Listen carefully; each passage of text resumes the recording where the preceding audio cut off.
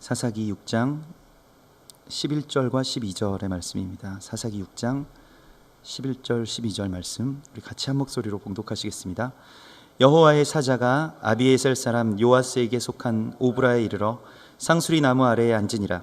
마침 요아스의 아들 기드온이 미드안 사람에게 알리지 아니하려 하여 밀을 포도주 틀에서 타작하더니 여호와의 사자가 기드온에게 나타나 이르되 큰 용사여 여호와께서 너와 함께 계시도다 하매. 아멘. 미디안에게 압제를 당하고 있는 그 이스라엘 백성들을 주께서 구해 주시기 위해서 여호와의 사자를 지금 보내십니다.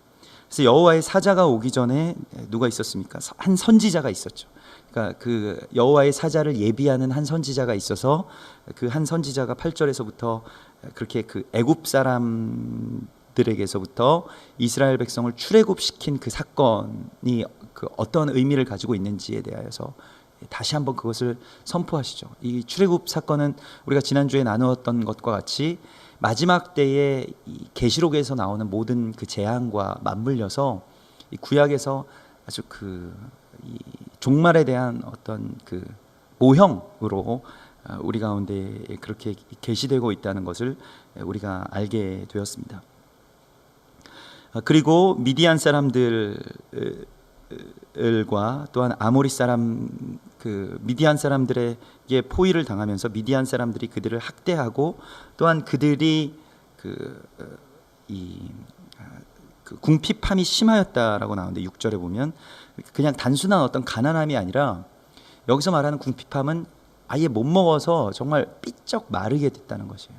그래서 우리가 그 북한의 꽃제비들이나 그런 아이들을 보면 별로 이렇게 살찐 사람들 보기가 어렵죠.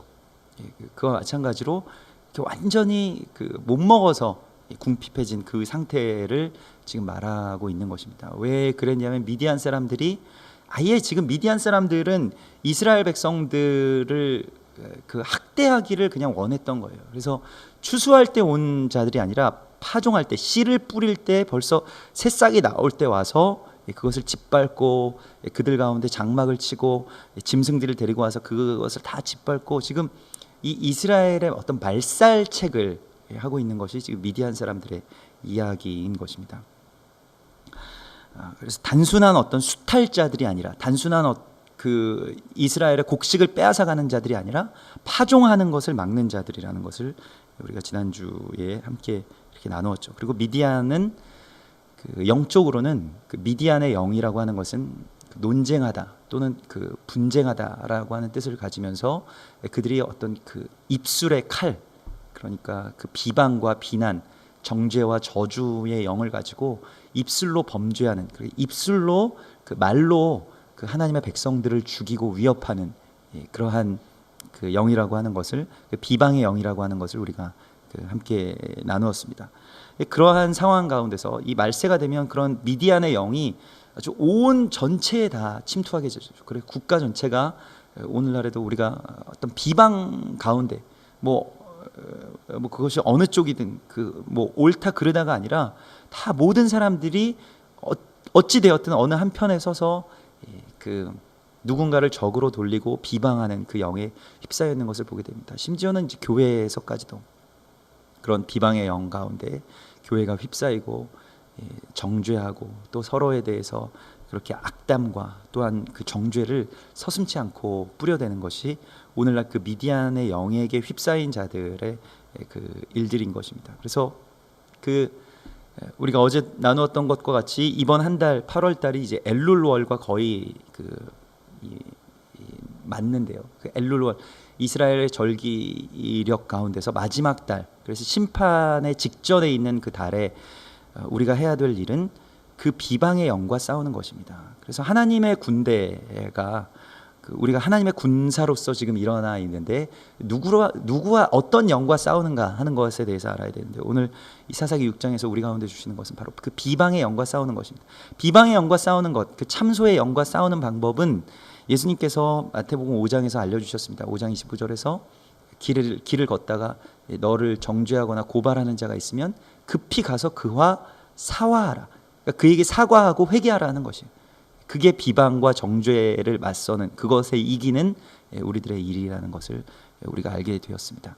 그래서 하나님의 사람들은, 그 거룩한 하나님의 길 가운데 있는 자들은 이 비난과 비방, 그 정죄의 영으로부터 어떻게 자유함을 받냐면 허다한 허물을 덮는 사랑으로, 회개로 그것을 덮을 수가 있게 되는 것입니다. 오늘 이 말씀은 이제 여호와의 사자가 그 다음에 바톤을 이어받아서 이제 오게 됩니다. 그래서 이것은 이제 그 여호와의 사자라고 하는 것은 이 말라키라고 하는 여호와의 사자는 항상 구약에서 예수 그리스도의 성육신 되시기 이전의 그리스도의 모습을 이렇게 우리 가운데 계시하고 있습니다. 그 창세기 19장에 나왔던 그 여호와의 세 사자가 있었죠. 그 중에 다 아브라함이 대접하는 음식을 먹을 수 있는 그 육신화된 하나님, 그 성육신된 하나님은 예수 그리스도를 의미하는 것입니다.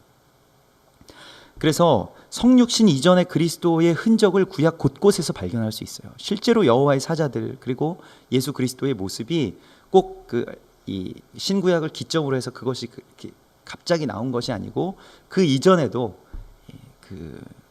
물론 그 마리아의 몸에서 나신 그 성육신된 그리스도의 공생애가 예수 그 하나님의 사자가 이 땅 가운데 오셨음을 가장 강력하게 계시하고 있지만은 그 이전에도 그러한 일들이 계속해서 있었던 것을 우리가 보게 됩니다.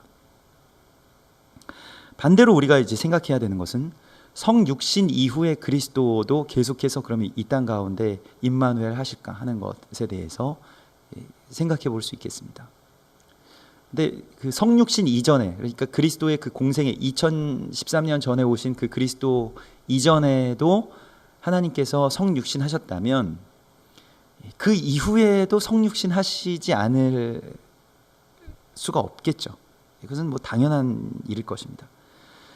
그리고 예수 그리스도께서 우리 가운데 열어주신 그 길은 바로 이러한 성육신, 그래서 예수 그리스도께서 이 땅 가운데 몸으로 드러나시는 것을 위해서 우리를 부르셨다는 것입니다.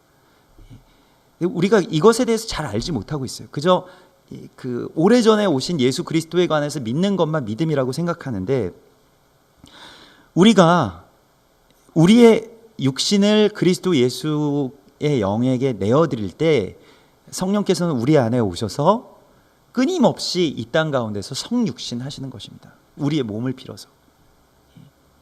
그래서 예수님의 제자가 되고 예수님의 사도가 되었다라고 하는 것은 단순히 예수님을 믿는 무리가 아니라 예수의 사도가 되었다, 예수로부터, 하나님으로부터 보내심을 받은 자가 되었다, 이 말퀴스, 곧 보내심을 받은 자가 되었다라고 하는 것은 곧 무엇을 말하는 것입니까?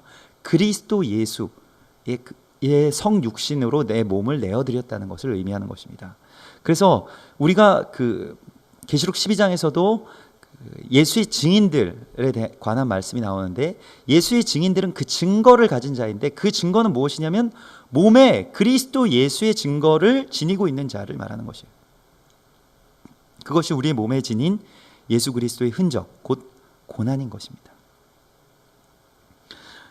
예수 그리스도는 맏아들이시고 우리는 다 그의 어떤 동생들로 이 땅 가운데 둘째 아들, 셋째 아들, 넷째 아들 계속해서 그러한 사명을 가지고 이 땅에 작은 예수로 파송된 자들이라는 것을 우리가 알아야 됩니다. 우리가 머물러 있는 어떤 신앙의 수준이라고 하는 것은 예수에 관해서 믿는 신앙이지만은, 그러나 주님께서 우리 가운데 열어주신 것은 오직 성령이 너희에게 임하시면 너희가 권능을 받게 되는데 예루살렘과 온 유대와 사마리아 땅 끝까지 이르러 나의 증인이 된다. 곧 보냄을 받은 자, 곧 여기서 나오는 말라키가 된다라고 하는 것입니다. 여호와의 사자가 된다, 보내심을 받은 자가 된다는 것입니다. 골로새서 1장 24절에 그리스도의 남은 고난을 그의 몸된 교회를 위하여 내 육체에 채우노라. 그래서 예수 그리스도께서 고난으로 말미암아서 이 땅 가운데서 그 길을 열어주셨지만은 더 큰 은혜는 무엇이냐면 그 남은 고난을 우리의 육체에 채울 수 있는 영광이 우리 가운데, 우리 육체에게 있다는 것입니다. 놀라운 것이, 우리 육체가 그러한 예수 그리스도를 닮을 뿐만이 아니라 예수 그리스도를 이 땅 가운데 드러낼 통로로 사용될 수 있다라고 하는 것이 정말로 놀라운 것이고, 그것이 교회의 사명이고 그것이 우리의 보내심을 받은, 우리가 살아가고 있는 이유라는 것입니다. 그래서 여호와의 사자가 내 몸에서 드러나실 수 있도록, 그리스도 예수가 내 몸으로 그렇게 증거될 수 있도록 살아가는 것이 증인된 삶의 목적인 것입니다. 그래서 오늘 이제 여호와의 사자가 아비에셀 사람 요아스에게 속한 오브라에 이르렀다 이렇게 말씀하시는데요. 이 아비에셀 사람이라는 것은 누구냐면, 이 아비에셀은 이제 도우시는 아버지라는 뜻을 가지고 있는데요. 므낫세 자손의 한 가게, 므낫세 지파에 아비에셀이 있습니다. 그래서 므낫세의 자손 가운데 아비에셀이 있고 그가 어떤 한 가게를 이루게 되는 것이죠. 그래서 그 아비에셀 지역, 그러니까 므낫세 지파의 땅에 아비에셀 가문이 살아가고 있는 그 마을에 요아스라고 하는 그 사람이 살고 있었다는 것이죠. 그래서 사사기서 1장 27절에 므낫세가 베스안과 그에 딸린 마을들의 주민과 다하낙과 그에 딸린 마을들의 주민과 돌과 그에 딸린 마을들의 주민과 이블르함과 그에 딸린 마을들의 주민과 무깃도와 그에 딸린 마을들의 주민을 쫓아내지 못함에 가나안 족속이 결심하고 그 땅에 거주하였다 이렇게 나옵니다. 므낫세가 받은 땅은 바로 그 드보라와 바락이 시스라와 전쟁을 일으켰던 이 무깃도 지역이었죠. 그래서 무깃도 평야, 그곳은 언제나 전쟁이 끊임없이 일어나는 곳이었는데 그 곡창지대를 차지하기 위해서 그 평원지대를 차지하기 위한 왕들의 전쟁이 끊임없이 이루어졌고 그곳이 이제 아마겟돈 지역입니다. 그래서 지금 므낫세 지파가 그곳에서 그 대적들을 다 쫓아내지 못한 그 잔재가 결국 남아서 무엇이 되었느냐?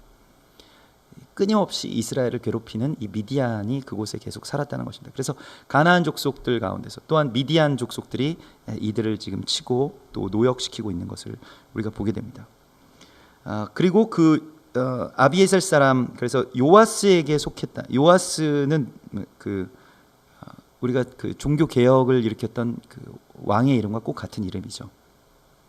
여호와께서 주셨다, 또한 여호와께서 구원이시다라고 하는 그러한 이름이고, 요아스라고 하는 그 이름은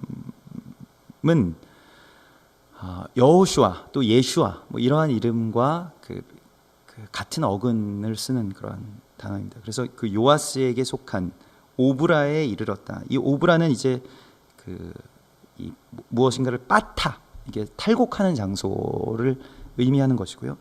그래서 므낫세 지역에 지금 요아스에게 속한 오브라에 이르렀는데 상수리 나무 아래에 앉았다라고 말씀하십니다. 그러니까 그 여호와의 사자가 어디에 앉았냐면 상수리 나무 아래에. 상수리 나무는 항상 그 마을에, 그 지역의 랜드마크입니다. 말하자면 요즘으로 치면 이제 랜드마크인데 무엇을 말하냐면 제단을 뜻합니다. 이 상수리 나무라고 하는 것은 이 히브리어로는 엘라라는 그 단어를 쓰는데 아주 강하고 또 단단한 그런 나무를 뜻하는 것이고, 형용사적인 표현으로는 강하고 단단한 어떤 지도자 또는 그런 리더십을 뜻합니다. 그래서 상수리 나무는 항상 그 마을의 어떤 가장 강력한 그 족장이 예배드리는 장소였습니다. 그래서 아브라함이 어느 지역에 들어갔을 때, 가나안에 들어가면 상수리 나무 아래에 그렇게 에스골의 상수리 나무, 마물의 상수리 나무 아래에 그가 장막을 쳤더라 이렇게 나오죠. 그 상수리 나무, 그곳은 바로 예배의 제단이고, 그곳에 장막을 쳤다라고 하는 것은 아브라함이 하나님의 영광으로 그곳을 덮었고 하나님께 그 땅을 봉헌했다라고 하는 의미를 갖고 있습니다. 우리가 우리의 지역 가운데서, 또 우리가 어떤 판교에 산다, 수지에 산다, 분당에 산다 이렇게 할 때에 그 지역에 우리가 살고 있는 그 사명이 있어요. 우리가 이곳에 있는 사명이 있고, 반드시 이곳이 하나님을 예배하는 땅으로 변화시킬 그 사명을 우리가 가지고 있는 것입니다. 그 지역에 하나님께서 보내주셨을 때에 그곳에 상수리 나무 아래에 장막을 친 아브라함처럼 우리가 이곳을 정말로 예배의 처소로 하나님께 드립니다. 그러니까 아브라함은 자신의 삶의 처소로서 항상 그러한 곳을 먼저 생각하지 않았습니다. 그러니까 이곳 살면서 예배도 드리고 이러한 것이 아니라 예배를 드리기 위해서 그곳에 살았던 것입니다. 이것이 우리와는 조금 다른 개념이죠. 사는 곳과 그 예배 드리는 곳이 그에게 항상 같았던 이유가 바로 그것입니다. 그래서 언제나 예배 중심으로, 언제나 하나님 중심으로 자신의 삶을 내어드렸던 것이죠. 완전히 다른 어떤 패러다임을 가지고 있었어요. 그래서 그 상수리 나무 아래에 주님께서 앉았다라고 하는 것은 바로 그 가장 강력하고 거룩한 하나님께서 그 지역에 이제 임하셨다라고 하는 뜻을 가지고 있습니다. 그래서 아주 강하고 단단한 지도자의 모습으로 지금 그 권능의 사자 곧 그리스도께서 이 땅 가운데 이제 임하신 것과 같은 그러한 장면을 우리가 보게 됩니다. 그런데 그때 그의 앞에 나온 사람이 있었는데 그가 바로 요아스의 아들인 기드온이었습니다.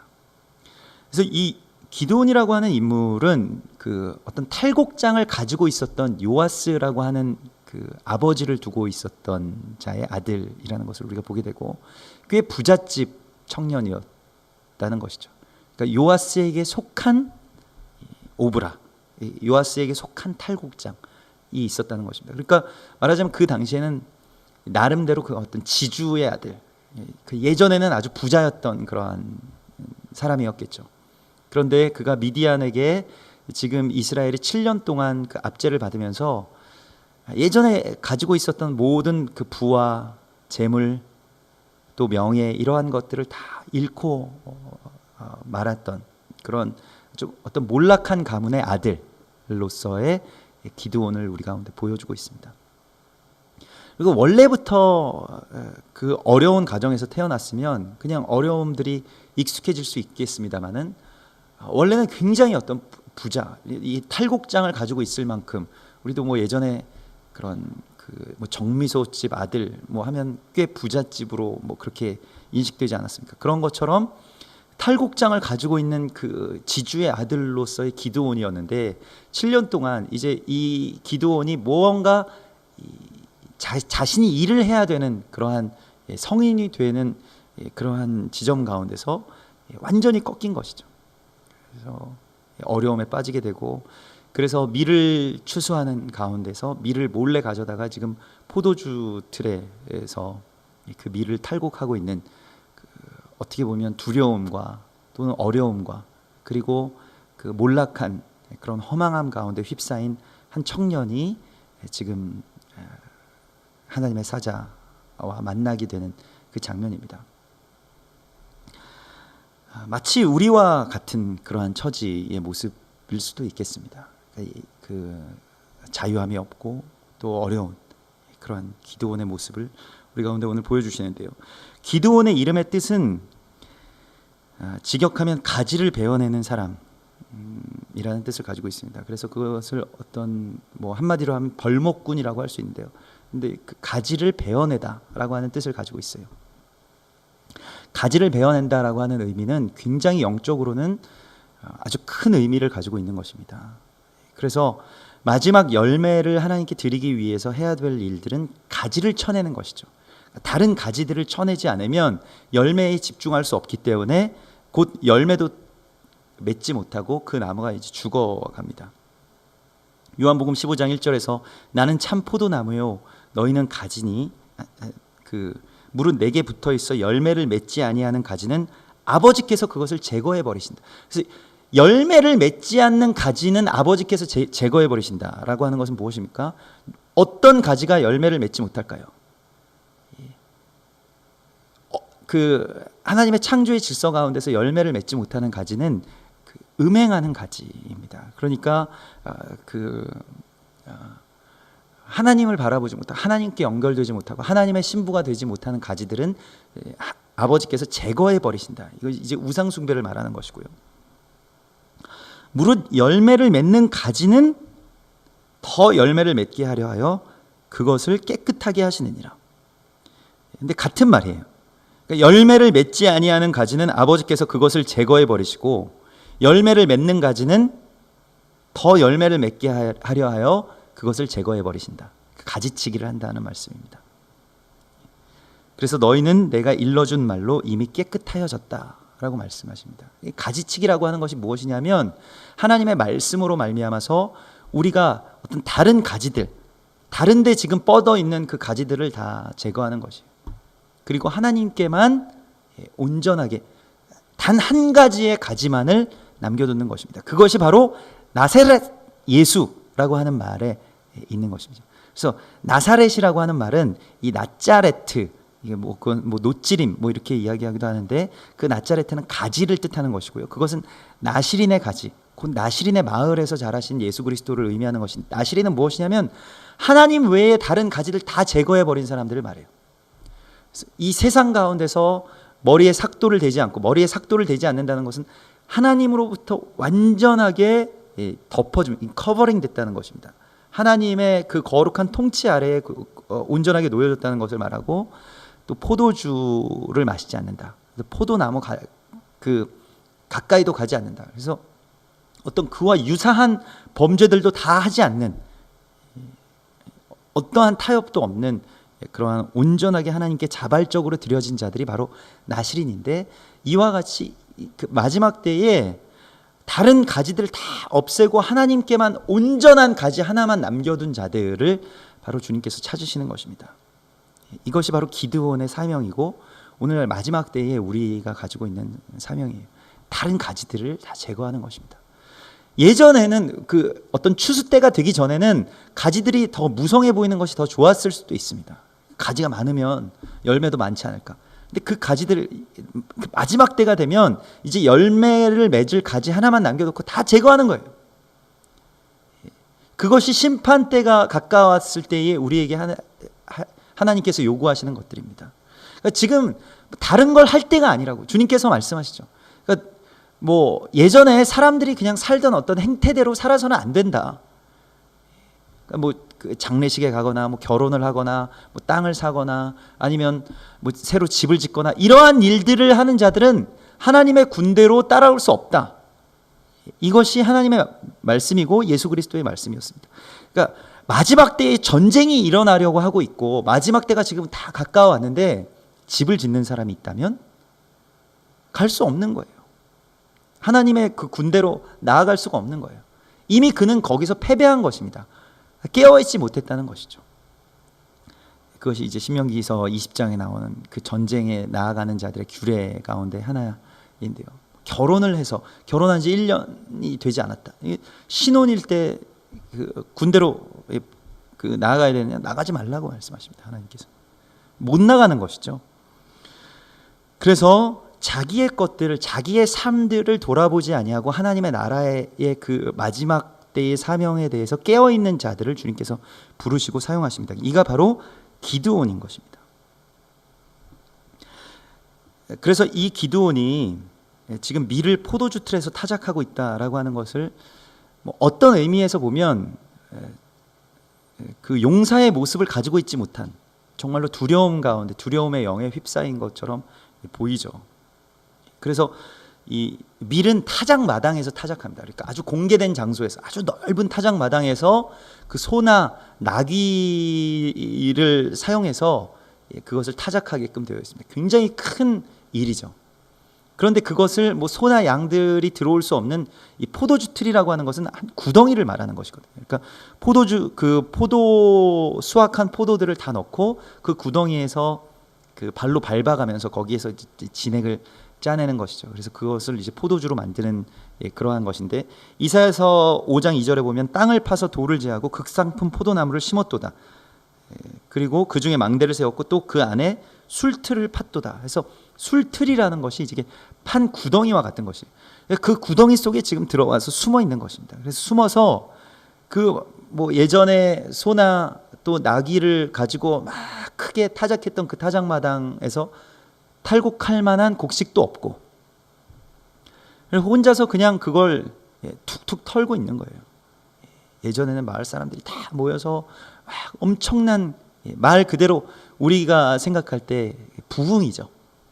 막 추수한 곡식들을 가지고 마을 잔치가 벌어지고 막 소나 양이 막 이렇게 그것을 도우면서 나귀를 이가 계속 돌면서 그것을 탈곡하고 있었는데, 그러한 장면이 아니고 정말 몰락한 그 모습, 그것이 바로 포도주 틀 안에 갇혀서 탈곡하고 있는 기드온의 모습입니다.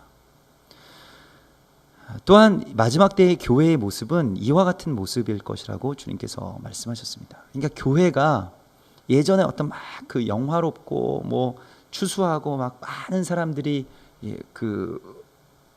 몰려들던 어떤 그런 교회의 모습에서 오히려 이 기드온이 포도주 틀에서 그 탈곡하고 있는 것과 같이 쓸쓸하고 외롭고 그리고 얼마 되지 않는 그러한 모습으로 이제 교회가 점차 쇠약해져 가는데, 그러나 또 그 직전이 되면, 그러니까 마지막 그 전쟁의 직전이 되면 엄청난 대추수, 부흥이 갑자기 그런 교회들에서 일어나게 될 것이라고 말씀하고 있죠. 그것이 오늘 기드온의 이야기와 맞물려서 이제 들어갑니다. 그래서 교회는 그 대추수 이전에, 그러니까 대부흥 이전에 이런 쇠약함들을 감내해야 됩니다. 그것을 감수해야 되고, 오늘날의 교회가 지금 들어가고 있는 시기가 바로 이 포도주 틀에서 타작을 하는 것과 같은 그러한 시기죠. 하나님의 진리를 지키고 하나님의 말씀의 사명을 가지고 나아가는 자들이 바로 밀을 포도주 틀에서 타작하는 것과 같은 그러한 모습을 갖고 있습니다. 계시록 2장 10절에서 너는 장차 받을 고난을 두려워하지 말라. 볼지어다 마귀가 장차 너희 가운데서 몇 사람을 옥에 던져 시험을 받게 하리니 너희가 10일 동안 환난을 받으리라. 그래서 어느 시간 가운데 성경에서는 이제 10일이라고 말하는데 그것이 10년일지 뭐 아니면 정말로 10일일지 그것은 알지 못하지만은, 그러나 보통은 약 10년 정도의 어떤 환난, 고난, 그리고 마치 이 미디안에게 압제당하면서 포도주 틀에서 그 밀을 타작할 수밖에 없는 이 기드온과 같은 그러한 처지 가운데로 들어가게 될 것이라고 말씀하고 있습니다. 그러나 계시록 10장에서는 이렇게 말씀하십니다. 네가 죽도록 충성하라. 그리하면 내가 생명의 면류관을 내게 주리라. 이렇게 말씀하십니다. 그래서 마지막 때까지 이거 교회가 정말 믿음을 지키는가를 보시기 위해서 주님께서 환난을 주시는 거예요. 그러니까 끝까지 견디는 자가 되느냐, 남아 살아남는 자가 되느냐, 이것을 보여주고 계시는 것입니다.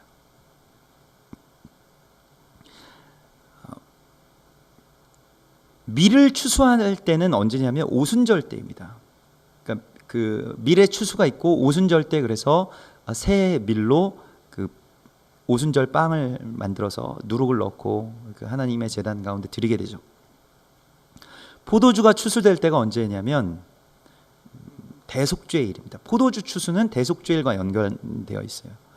그래서 그 모든 것들이 이제 보리가 추수될 때는 오순절이고, 보리가 추수될 때는 6월절이고, 밀이 추수될 때는 오순절이고, 포도가 추수될 때는 대속죄일입니다. 이 봄절기와 가을절기 중간을 연결하는 그 오순절에 이제 밀 추수가 일어나게 되는데, 밀을 포도주 틀에 타작한다라고 하는 것은 어떤 그 겉으로 보이는 현상 외에 마지막 때를 기다리는 교회의 모습을 또한 그 가운데 그리고 있습니다. 그러니까 교회가 어느 지점이 되면 마지막 때를 기다릴까요? 주님 다시 오시게 될 날을 기다릴까요? 환난의 때가 돼야 주님이 다시 와달라고 구하기 시작합니다. 그래서 오늘날의 교회들이 그냥 주님 여기로 와주십시오, 그냥 우리 교회로 와주십시오, 이게 아니라 주님 다시 오셔서 우리가 주님께 들림을 받기를 원합니다 라는 그 마라나타 예수의 재림에 대한 소망을 이제 갖기 시작하게 되는 것이 또한 역설적으로는 포도주 틀에 밀을 타작하고 있는 것과 같은 것입니다. 그래서 오순절에 그 성령께서 임하셔서 그 열매로 받으신 것이 바로 교회죠. 교회가 포도주 틀 안으로 들어간다라고 하는 것은 마지막 때에 깨어있는 교회로, 어떻게 보면 쇠약하고 미약하고 또 힘이 없지만은, 세상적인 힘이 없지만은, 그러나 마지막 때에 주님을 만나게 되는 자들이 바로 이 기드온과 같은 교회, 곧 포도주 틀에 밀을 탈곡하고 있는 교회인 것입니다. 그래서 마지막 때를 예비하는 사명을 우리가 가져야 됩니다. 예수님께서 지금 누굴 만나고 계신지를 알아야 돼요. 누구나 밀을 타작마당에 널어놓고 크게 뭔가 탈곡하고 싶지만은, 그러나 우리의 사명이, 지금 이 시대적인 사명이 만일 포도주 틀, 그러므로 마지막 때에 대한 어떤 계시록의 틀 가운데서 주님의 그 교회가 그 안으로 들어가고 피하고 감추어져야 되는 때라면 그곳으로 우리가 순종하면서 들어가야 됩니다. 우리는 거기에 들어가지 않겠습니다. 우리는 그냥 큰 타작마당을 원합니다. 큰 교회를 원하고요. 큰 어떤 건물을 원합니다. 큰 부흥을 원합니다. 라고 한다면 주님께서는 반드시 이와 같은 자들을 찾아내신다는 거예요. 기드온과 같은 자들을 지금 찾아오신다는 것입니다. 마지막 때에 예수를 맞이하러 나가는 자들은 큰 자들이 아닌 것이에요. 무명하고 작고 또 연약한 자들을 주님께서 찾아오시는 것입니다. 주님이 먼저 찾아오시는 것이에요. 그래서 주님께서 어떻게 말씀하십니까? 여호와의 사자가 기드온에게 나타나 이르되 큰 용사여 여호와께서 너와 함께 계시도다, 이렇게 말씀하십니다. 여기에서 이 큰 용사여라고 하는 말은 기보르 하일을 말하는 것입니다. 그래서 이 기보르는 이제 위대한 큰 자, 이것을 이제 기보르라고 말하고요. 하일은 이제 권능을 받은 자, 용사라고 그렇게 말할 수 있겠습니다. 그래서 기보르 하일 이렇게 부르시는 것인데요. 여호와께서 너와 함께 계시도다. 어떻게 보면 우리가 상식적인 눈으로 보면 기드온은 큰 용사가 아니었죠. 포도주 틀에서 밀을 타작하고 있는 아주 작은 몰락한 가문의 아들이고 연약한 자이고 또 어떻게 보면 비겁한 자일 수도 있고요. 그가 바로 예수님께서 찾으셔서 그에게 기보르 하일이라고 말씀하십니다. 이것은 권능을 받은 자, 권능 있는 자를 말하는 것이고요. 이 권능을 받은 자를 어디에서 만날 수 있냐면 출애굽기 18장에서 만나게 됩니다. 그래서 출애굽기 18장 21절에 보면 너는 또 온 백성 가운데서 능력 있는 사람들을 세우라. 우리가 지난주에도 쇼프팀에 대해서 나누었습니다만은 쇼프팀은 능력 있는 사람을 세우는 것이에요. 그것은 어떤 세상적인 스펙이 좋은 사람을 세우는 것이 아닙니다. 이 기보르 하일을 세우라는 것이에요. 그 기보르 하일은 어떤 사람들이냐면 능력 있는 사람들인데 세 가지의 조건을 가지고 있었습니다. 곧 하나님을 두려워하며 진실하며 불의한 이익을 미워하는 자라고 말씀하고 있습니다. 이가 바로 기보르 하일입니다. 첫 번째가 하나님을 두려워하는 자, 두 번째가 진실한 자, 세 번째가 불의한 이익을 미워하는 자라는 것입니다. 이 기보르 하일이 하는 일들은 무엇이었냐면 모세의 일을 나눠 만든 것입니다. 이게 굉장히 중요한 것인데요. 하나님의 권능을 받는 자들의 사명은 무엇이냐면 그리스도 예수의 사명을 나눠 맡은 자들이라는 것입니다.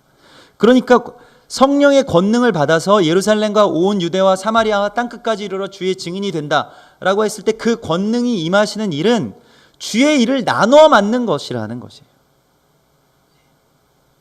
그래서 주님과 같이 이 땅 가운데서 귀신들을 쫓아내고 안진뱅이를 일으키고 눈먼 자들이 보게 하는 것과 더불어서 그리스도께서 그렇게 하신 것처럼 이 세상에 주님이 사랑하시는 자들을 위해서 죽는 그러한 거룩한 기보르 하일로 주님께서 우리를 부르셨다는 것입니다. 우리가 성령의 은사나 권능에 대하여서 어떤 초보적인 단계에 머물러 있으면 그냥 그것을 어떤 방언이나 예언이나 병고침의 능력으로만 그것을 받는데, 물론 그것도 맞습니다. 그렇지만 성령의 능력을 받는다라고 하는 것은 그리스도 예수의 삶으로 나아가는 것, 그러니까 예수의 일을 나눠 맡는 자로 나아가게 되는 것, 돕는 배필로 나아가게 되는 것을 말하는 것입니다. 그래서 성령의 권능을 받은 자, 여기서 하일이라고 하는 것이 이제 성령의 권능을 받은 자, 기보르 하일이라고 하는 것이요. 그런데 그것은 헬라어로는 이제 디나미스고, 여기서 유력자, 능력자 또는 능력 있는 사람, 돕는 배필로 구약 성경에서 번역되는 말들을 보면 여러 형태로 나옵니다. 그러니까 꼭 재판관들의 모습으로 나오는 것이 아니라 사사 시대는 이 사사의 모습으로 나오죠.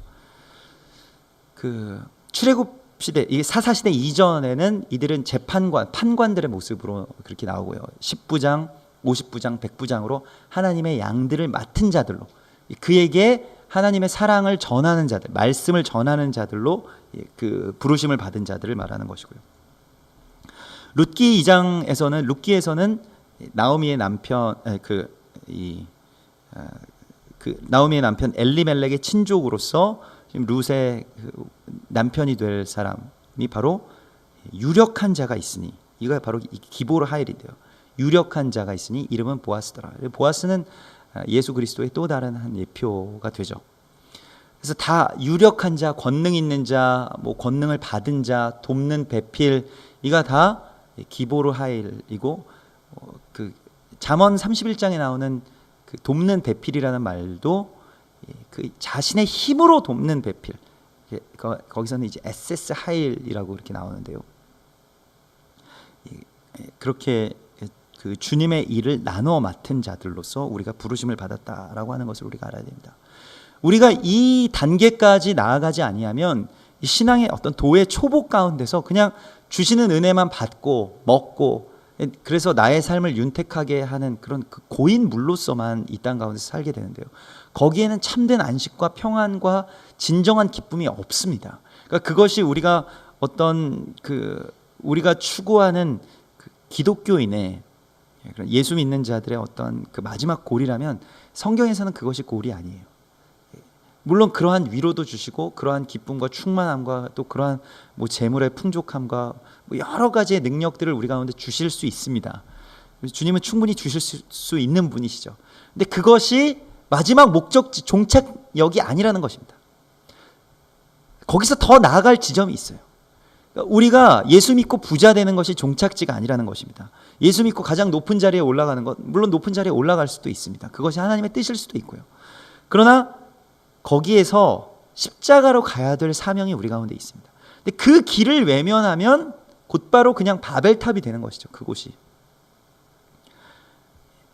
그래서 바울은 주님의 권능을 받고 사람들이 정말 바울을 두려워해서 바울이 뭐 지나간 자리에 가서 뭐 바울의 몸에 자기 손수건을 대고 병든 자에게 갖다 대도 그가 나았다라고 말할 정도로 엄청난 권능을 가지고 있었지만은, 그러나 그 권능으로만 살지 않았고 그 권능을 완전하게 다 버리고 또한 온전히 그리스도 예수처럼 가장 연약한 자의 모습으로 순교했기 때문에 바울의 그 구원, 또 바울의 길이 그렇게 하나님께로 나아가게 된 것입니다. 그래서 하나님을 두려워하는 자는 이 야레라고 하여서 그 기보르 하일의 첫 번째 그 것이죠. 하나님을 두려워하는 자가 무엇이냐면 하나님을 경외하는 자를 말하는 것입니다. 그래서 하나님을 경외하는 자, 하나님을 두려워하는 자는 하나님 사랑하는 자이고요. 그 경외 라고 하는 그 말이 무엇이냐면 헬라어로는 이제 이것을 유세비우스라고 하고, 그래서 신약 성경에는 주로 경건이라는 말로 번역이 되곤 합니다. 성경에서 하나님을 경외하는 자의 모범은 바로 아브라함이죠. 아브라함이 하나님을 경외한다는 것이 언제 드러나게 되었을까요? 아브라함이 바벨론을 떠나서 가나안 땅으로 들어갔을 때에도 하나님이 하나님을 경외하는 것이었지만 그것을 온전하게 하나님 받으시지 않았습니다. 아브라함이 자신의 집에서 길리운 자들을 데리고 가나안의 전쟁 가운데서 모든 그 이방의 신들을 뜻하는 왕들을 몰아낸 후에도 하나님을 경외한다라는 그 평가를 받지 못하였습니다. 오직 아브라함이 창세기 22장 12절에서 내가 내 아들 내 독자까지도 내게 아끼지 아니하였으니 내가 이제야 네가 하나님을 경외하는 줄을 아노라. 하나님 경외하는 것은 무엇입니까? 자기의 독자, 자기의 가장 사랑하는, 자기의 분신 또는 나의 생명보다도 더 귀한 나의 무언가, 나의 독자와 같은 어떤 존재를 십자가에 못 박는 것, 그것이 바로 하나님을 경외하는 것의 어떤 정수인 것입니다. 그렇게 하나님을 경외하는 자는 진리 가운데로 들어가게 됩니다. 그러니까 하나님을 정말 사랑하게 되면 그 진리 안으로 들어가게 되는데요. 그래서 야고보서 1장에 보면 그 경외가 참된 경건에 대해서 이렇게 말씀하고 있죠. 누구든지 스스로 경건하다 생각하며 자기 혀를 재갈 물리지 아니하고 자기 마음을 속이면 이 사람의 경건은 헛것이라. 그래서 경건이라고 하는 것은 하나님을 경외함으로 말미암아서 자기의 혀를 재갈 물리는 자들을 말하고요. 또한 하나님 아버지 앞에서 정결하고 더러움이 없는 경건은 곧 고아와 과부를 그 환난 중에 돌보고 또 자기를 지켜 세속에 물들지 아니하는 그것이니라. 참된 경외, 참된 경건이라고 하는 것은 어디에서 드러나느냐? 자신의 삶에서 드러난다는 것입니다. 특별히 어려운 자들 돕고 있느냐, 고아와 과부를 위해서 무엇인가를 하고 있느냐 하는 것이 주를 경외하는 것의 어떤 표라는 것입니다. 사도행전 10장 2절에서 고넬료의 가정 가운데 하나님께서 가라고 말씀하실 때 고넬료에 대한 하나님의 평가는 그가 경건하여 온 집안과 더불어 하나님을 경외하며 많은 백성을 구제하고 하나님께 항상 기도한다. 그러니까 하나님을 경외하는 자는 많은 백성을 구제하는 자. 그러니까 경외하는 것과 또한 하나님의 사람들을 구제하는 것은 같은 것입니다. 이것이 구별되지 않아요. 그러니까 우리가 하나님을 경외하고 하나님 어떤 예배의 돌파가 일어나면 구제의 돌파도 같이 일어나야 됩니다. 그것이 분리가 되면 그것은 이미 경외가 아닌 것이에요. 그냥 어떤 입술로만 또는 관념적으로만 하나님을 경외한다는 것입니다. 그래서 그 경외의 길 가운데로 하나님께서 우리를 부르시고 그러한 경건 가운데로 우리가 그렇게 나아갈 수 있도록 주님께서 우리를 이끌어 주시고 있는 것입니다. 그래서 이 경외라고 하는 것이 빌립보서 2장 12절에 그러므로 나의 사랑하는 자들아 너희가 나 있을 때뿐 아니라 더욱 지금 나 없을 때에도 항상 복종하여 두렵고 떨림으로 너희 구원을 이루라.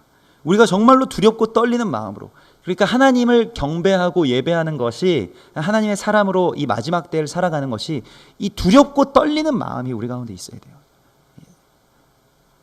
그러니까 정말로 우리가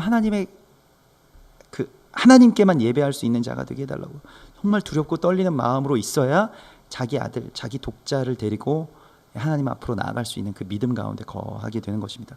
그렇게 되면 여호와를 경외하는 것이 지식의 근본이라고 주님께서 말씀하신 것처럼 우리가 진리의 영 안에서 자유롭게 됩니다. 그래서 진실한 두 번째 기보르 하엘의 두 번째 길 가운데로 가게 되고요. 그 진실한 자는 마지막으로 뇌물을 받지 않는 자다. 그 뇌물을 사랑하지 않는 자라고 말하고 있고요. 불의한 이익을 미워하는 자라고 말하고 있습니다. 불의한 이익을 미워하게 되는 것은 우리가 오늘날로 치면 굉장히 그거 도덕적으로 당연한 일이라고 생각하지만은 불의한 이익을 미워한다라고 하는 것은 인간의 어떤 그 본성의 욕망에서 벗어나는 것을 말하는 것입니다. 마지막 때가 되면 사단의 어떤 아주 상위 레벨 가운데 이제 음녀가 있죠. 이 음녀는 이제 바벨론의 말하자면 이 아세라의 근원이 되는 그러한 음녀인데요. 이 음녀가 교회에게 음행의 잔을 건넨다라고 말씀하고 있습니다. 계시록 17장에 보면 이 음녀에 대해서 나오는데 땅의 임금들도 이 음녀와 더불어 음행하게 되고 땅에 사는 자들도 그 음행의 포도주에 취해서 이제 비틀거리게 됩니다. 이게 마지막 때의 교회가 어떤 마지막 순간에 정말 권능 있는 자들 성령의 권능을 받았어요. 그리고 그것에 순종해서 하나님 예배하고 또 그 예배하는 가운데 주님의 그 권능을 받아서 증인되는 자리까지 다 나가는데 마지막에 음녀의 잔을 받는 경우가 너무나도 많다는 것입니다. 뇌물을 받는다라고 하는 것은 대적들이 우리에게 어떤 뇌물을 건넬 때가 있어요. 반드시 교회가 그 분기점에 나아가게 됩니다. 반드시 사역자들은 하나님의 사람들은 바로 이 지점 가운데서 어떤 그 지점에서 만나게 돼요. 근데 믿음의 영웅들은 하나님의 사람들은 이것을 이제 거부하는 것이에요. 그래서 그 여자는 자줏빛과 붉은빛 옷을 입고 금과 보석과 진주를 꾸미고 손에 금잔을 가졌는데 가증한 물건과 그 음행에 더러운 것들이 가득하더라. 교회가 갑자기 부자가 된다거나 아니면 교회가 어떤 유명세를 탄다거나 이런 일들이 꼭 있습니다. 오늘날에도 여러분 아주 주의해서 보셔야 되는 것이 무슨 어떠한 흔히 말하는 좀 핫한 교회들이 있잖아요. 그러니까 뭔가 어떤 성령의 기름 부으심이나 아니면 말씀의 능력이나 치유나 여러 가지 그런 사건들이 일어나는 교회들이 있는데 그들에게 반드시 사단이 제시하는 어떤 그 음행의 잔들이 있습니다. 근데 이게 뭔지 잘 몰라요. 여기에 대해서 깨어있지 않으면 마지막 때의 교회는 다시 한번 넘어지게 되어 있습니다. 그래서 그런 즉 선줄로 생각하는 자는 넘어질까 주의하라. 이 지점이 있다는 거예요. 여기에 대해서 만약에 우리 교회가 재정이 조금 어려운데 누군가 회장님이 오셔서 1억 원의 헌금을 하시겠다고 하면 너무 기뻐하지 않겠습니까? 그걸 마다하는 것이 하나님의 뜻이 아니라고 생각할까요? 그런 지점들이 반드시 있게 된다는 것입니다. 그때에 물론 그 자체가 잘못된 것은 아니지만 회장님이 은혜를 받으셔서 헌금을 하시겠다는 게 잘못된 것이 아니지만 그때에 이 음행의 잔을 거부할 수 있느냐 없느냐 무언가 그것이 음행의 잔으로 분별이 되면 그걸 거부할 수 있느냐 없느냐는 너무나도 큰 싸움이라는 것이죠. 너무 큰 싸움이에요.